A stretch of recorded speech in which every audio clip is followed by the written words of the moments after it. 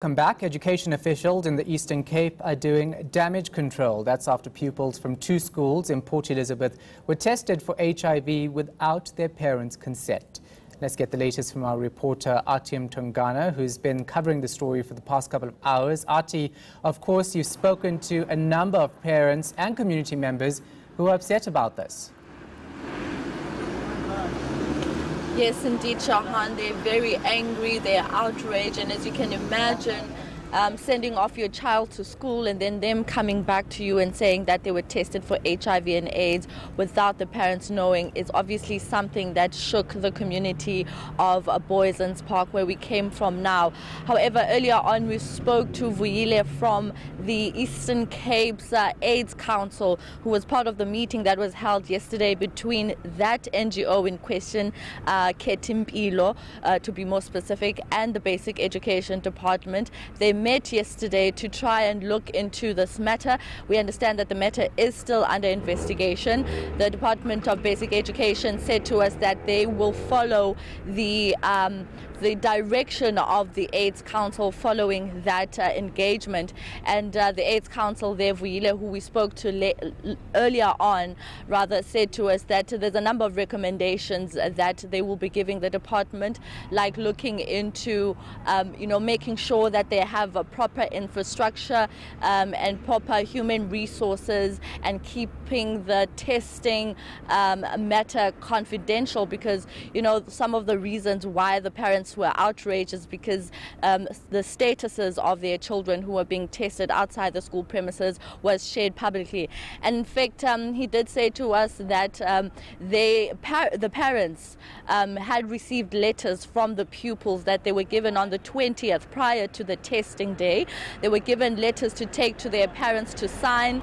But then when we arrived at the school earlier on, the parents there were very angry, saying to us that is not the case. They never got letters from the school, letting them know about what would happen with regards to their children being tested for HIV, tuberculosis and the likes.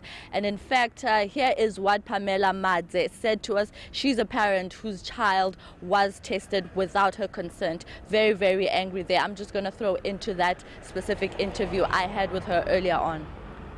Bona, if ever they will know that they were going to conduct as test up at school, they should have called parents meetings so that bazobona abantwana abazali babayavumana. This isn't about results, this is about ukunyashwa kwamalungelo abantwana. I mean, what were we celebrating on the 21st March? Xa bezofika esikolweni bafike bazotesta abantwana bethu without us knowing, without us ukusayina phansi, because they tested our kids. Abantwana mubuye endixelela obani bafumene banemigcimi 2 obani banemigcimi 1, meaning that these things can't kubekho transparency. Ibisenziwa so ezitafuleni. So abantwana eklasini bayazi, yesterday we were here at school, bekukho abantwana bathukana ngengculaza apha phakathi esikoleni. So how are they going to treat each other? Bazothintana ngohlobo lungekho right. This was wrong. La so-called social worker wesikolo should have told us as abazali abone sithina sithini. Athi, the anger is, of course, warranted. No one would want this to happen to their children. I'm glad you're standing outside the Education Department in Port Elizabeth. What are officials saying about their responsibility regarding this?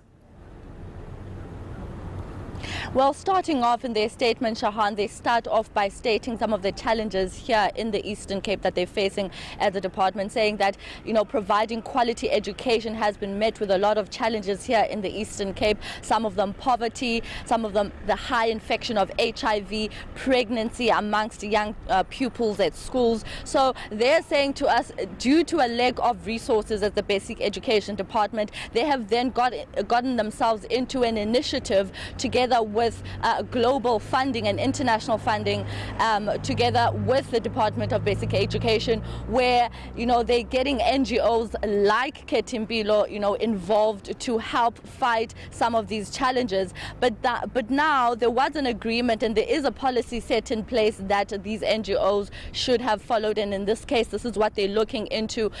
So many things that went wrong with regards to that particular testing at that school at Alfred Nzo in Boyson's Park. So the investigation is going to look at the people that are from that NGO, Ketimbilo, how they conducted the HIV testing for these pupils, why they didn't consult parents, and the manner in which it was done. Because I spoke to another earlier, apart from Pamela Manzo there that you just heard, I spoke to another parent who said to us that they actually, when they saw that there was a tent erected outside the school, they questioned why it was done, and then they went into the school to ask some of the teachers if they were aware of that tent and what was happening inside that tent, and some of the teachers shockingly saying that they are not aware of what is going on. And also the school principal there earlier on not willing to speak to the media, obviously referring us to the Department of Education. And also, you know, quite sad is that the principal was also not willing to speak to the parents